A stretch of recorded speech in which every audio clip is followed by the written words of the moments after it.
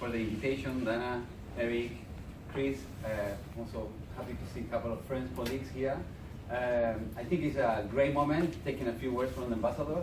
Here we don't need to build and reinvent the wheel. Australia and Israel very, very close together, and now the relationship has taken definitely a new level.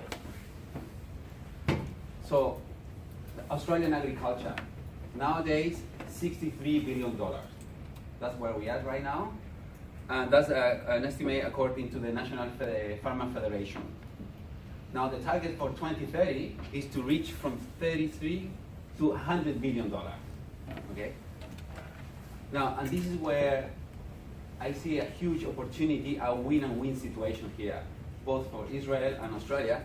And due to all the trust and all the interaction already pre-established from more than 100 years ago, you know, I don't know if you are aware that last year they commemorated the Battle of Beersheba, where Australia helped the Israeli to kick off the Ottoman from Ben Gurion. So this is where I see that now we can really join venture beyond just the political and innovation sector.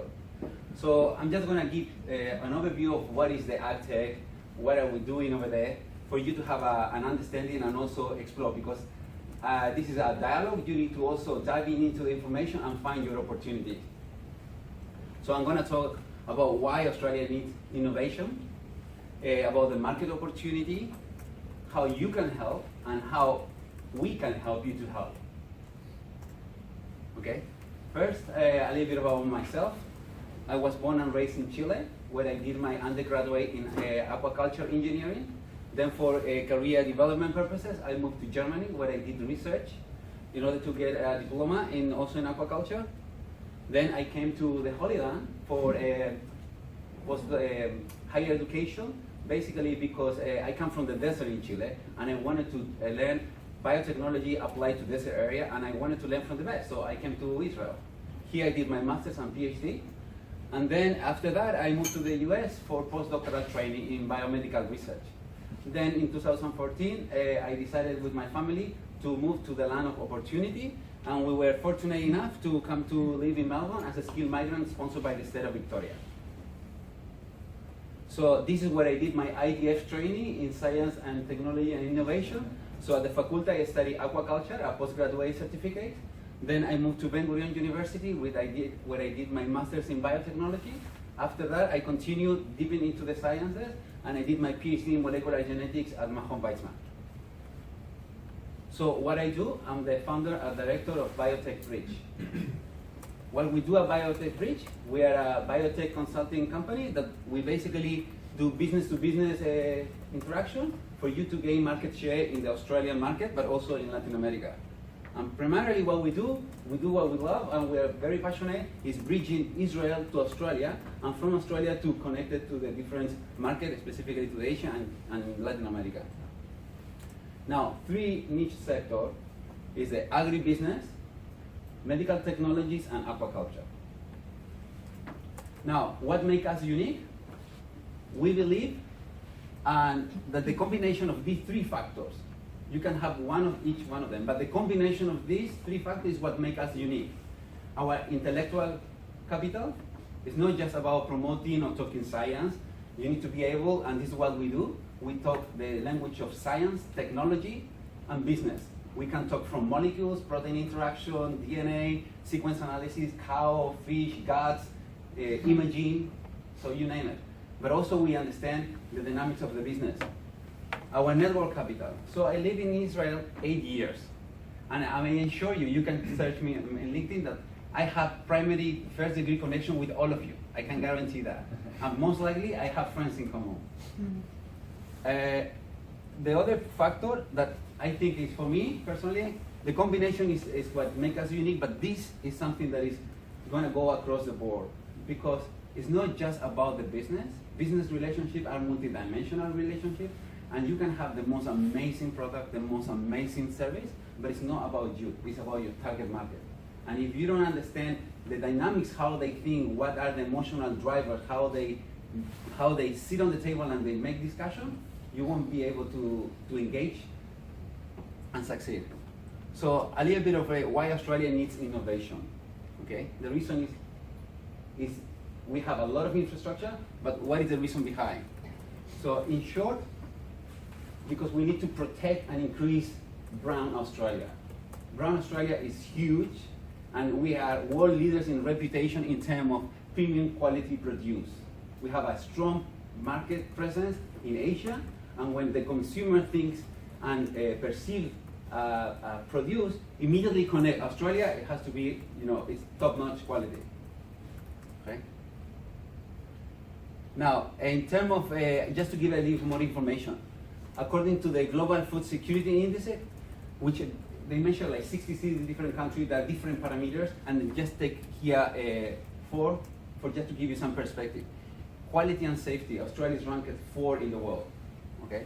Now, in availability, number 6, you can see agriculture infrastructure and political stability. That's something that mentioned the ambassador.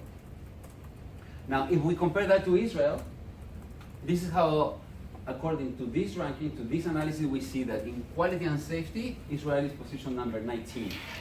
In agriculture infrastructure, even though you produce a lot of innovation, based on this ranking, in these metrics, you are ranked 44.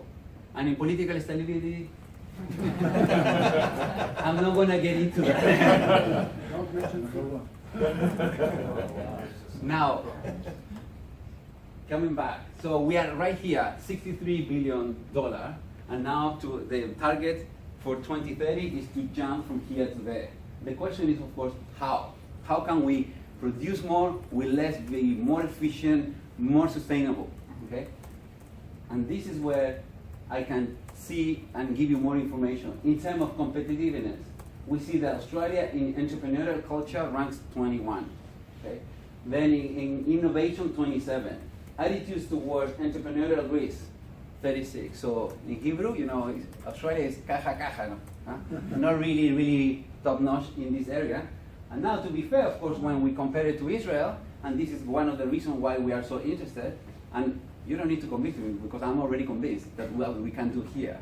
So Israel, of course, you know better than me, number 2 in the world in terms of entrepreneurial culture, innovation in company number 1, attitude toward risk. You are the startup nation, which means you take risk, and you are not afraid to do it because the one thing that makes different is that you embrace failure, because failure is part of the success. Okay. Now, so we have 12 years. We need to grow the industry, and we need to reach to fill that gap, $37 billion. Now, the market opportunity. So this is just a few, because there are many, and I didn't want to give you a full list, and this is why I sent the message before. Take this information, align it with your technology, and also tune down your opportunity. But primarily, of course, everything related to increase farm productivity, reduce food waste, combat drought and bushfire, big time in Australia, very, very important.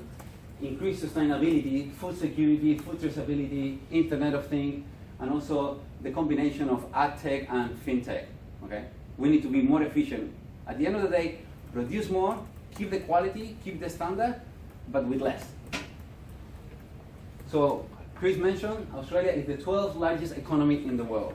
Just to give you a bit more pieces of information. Now, in terms of agriculture, Australia is the second largest agriculture, has the second largest area of agriculture in the world. 372 million hectares. Okay. And this is, I give you some insight. This is immediately your addressable market, because we have 85,681 farms. Okay. And I'm sure that that sort of information is immediately say, okay, how much can I get into this, and what is my niche market? Because of course, agribusiness is huge, but you need to know how many farms, and then you need to narrow down. And of course, we're capable of helping you do that. To give you some perspective, when we talk about Australia, if we put Australia, we overlay a little bit where you are located. This is how it looks. Just to go back. Now I want you to focus here. So this is Victoria. Here is Melbourne, the capital of the state. So now, okay, this is like too much, I'm just gonna take the state of Victoria, my home state. So you can appreciate a little bit of, like the overlay. And when you compare the surface, literally the state is like 10 times the size of, not just this area, but of Israel, 10 times. Okay? Now, another point that Chris mentioned, the opportunity is not just in-house and connecting with Brown Australia, because we have an outstanding reputation in the world. We don't need to convince anyone, we already own that. Okay? And this is why we are so engaged to keep that reputation. So Australia is really, really connected, and this is the area that is now very, very important. Beyond China, also will elaborate that. The Association of Southeastern Asian Nations. And why it's so important? Because this is one of the world's fastest growing market. In other words, these people are hungry, but hungry for top quality produce that Australia is producing, and the market is growing because the middle class is growing, they have more income, and they want those values from quality produce. Okay? These are all the nations that conform the market. Now, just in terms of Asia, Australia has huge relationship and is a trusted country to China. And just in terms of food and beverage, this is what Australia 2 years ago is like $4.4 billion. Okay.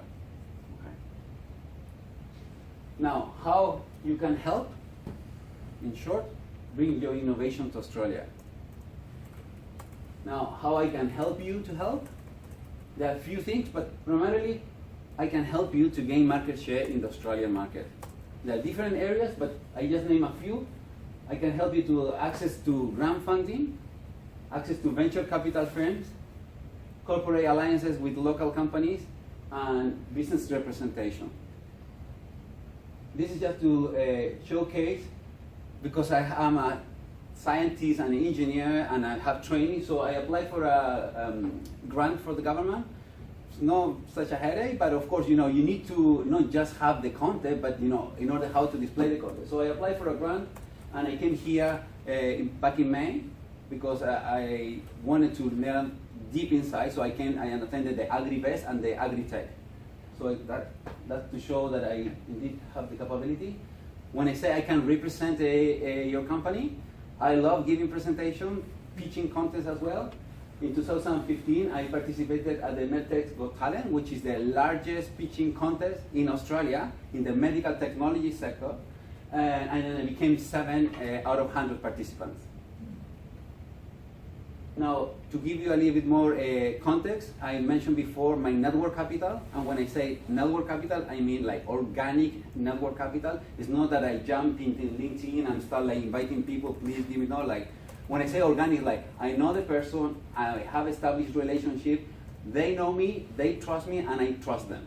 Okay, and of course, based on the audience, I did a little bit of analytics with my data because, of course, as a scientist, I love data mining, and I point here the number of key connections that I have per target market within the agribusiness. So this is the target market, wheat, grain, farmer union, animal farming, cannabis, aquaculture. Okay. And what do I mean by key connection? Because it sounds a lot, but it might be a bit blurry. What I mean is like CEOs, directors, government officials, which I know them, I have a personal relationship, and very quickly they can say yes, no, they can give me direction, and I have trust with them. Okay? And now these are the market, and just to mention the number of total farms that you have over there. So these concepts that I have, they address basically 97% of the total farm. So they are scattered, of course, throughout the different states, and that's a little bit of the information. So it might be not, large numbers, but those are the key contacts that you want to ask them a question or try to persuade them. Now, how do I operate in terms of business? If it's a project based, you want something small, you know what you want, how you want it in the play, we can talk. I mean, we have a lot of flexibility. So if you want a short-term sort of a relationship, project-based, 50% upfront, 50% at the end of the project with guaranteed outcomes. Okay. Now, if you're looking for a long-term relationship, which is I prefer, because I think it takes so much time to build trust and make that connection that I understand more, I can help you more, and we grow together. So if it is a long-term relationship, a fixed retainer, full upfront per month, plus royalty based on the discussion, we sign contract, how what is the contract, how much involved. Now, another point, how do I operate? I heard a lot about aquaculture, different technology. Before we even start talking about business, I dive into your science, and I will question your science heavily, not because I don't trust it, it's because I need to have full understanding how it operates, because I am sure, based on my experience, most of you might have a really good, maybe if you're just pure business people, transitioning to a specific area, or you're just pure scientists, just getting into the entrepreneurial, and just having a full understanding for me, I cannot just question yourself for me to learn, to have understand, but also, I can pinpoint the area that maybe you are not putting attention, because I know how it feels, you're so passionate about your project, but you're not looking on the side. So I dive in, have full understanding of your technology, and then let's say if you're happy, if I do business representation, for example, in Australia, I talk to the people at these different layers that I mentioned. We can talk hardcore science, or we just can talk business. But for me to have that deep understanding, it helps me to set the strategy and hand the opportunity for both of us. So just to close up, think, invest, and grow. Everything is agriculture, you have to grow, and to grow you need to have a fertile soil, you need to nurture, and you need to take care. So this is a little bit of like a vision. You can come to Australia, you can help us, we can help you, we grow together, and then based on our reputation, we can help you to connect to these two significant areas of the market. LATAM, where we have 640 million people also hungry, and also what I mentioned before, the other nation. So basically we're talking about, if you combine these two areas plus Australia, it's like 1.3 million people. Of course they need to eat, and now the awareness of well-being, quality, and healthy food is growing, and Australia is a world leader. So come down, grow with us, and imagine not just growing in Australia, but we can channel you based on the reputation of Australia to reach these two markets. And with that, I thank you.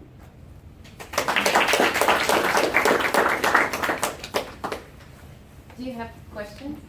Yeah, sure. I just want to mention that the numbers you mentioned are Australian dollars. Yeah. Sometimes it's confusing. Yeah. Unfortunately, it's less than the US dollar right now, but you should be aware that it's Australian dollars. Yeah. Any questions for Antonio? Okay, so